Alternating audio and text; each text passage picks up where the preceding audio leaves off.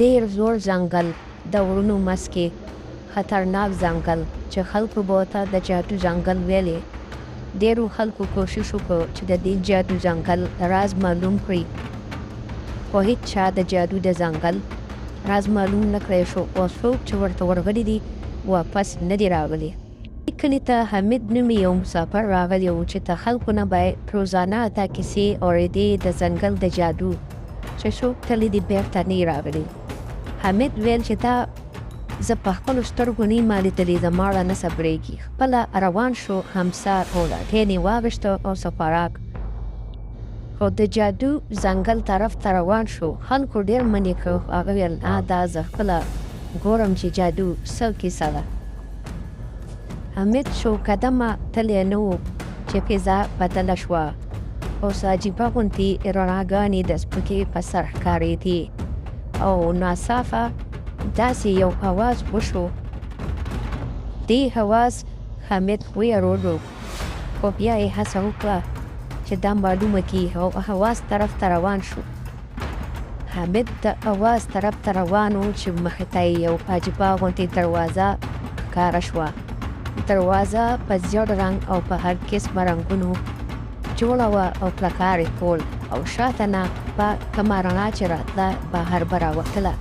حامد ورو ورو لاس وروړي دروازې له چې داسې ورو ځمکه ټوله وګرځېده او دروازه کلو شوه او دننه څه عجیبه غوندې هوا لګېدل شروع شو.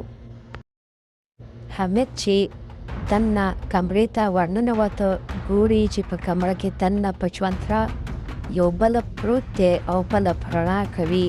دی ورو ورو ورنږدې کېده.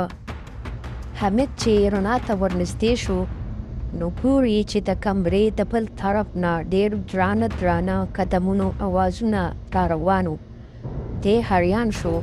حامد د دغه درزاري طرف ته ور روان دی او چې کله ورنږدې شو نو څه ګوري چې یو په سترګې په تیاره کې روښانه شوې او بهر راووتې او حامد ته ویلې چې ته نه ویرېږې، نو ته د دې راز معلومولو صحیح حقدار یې.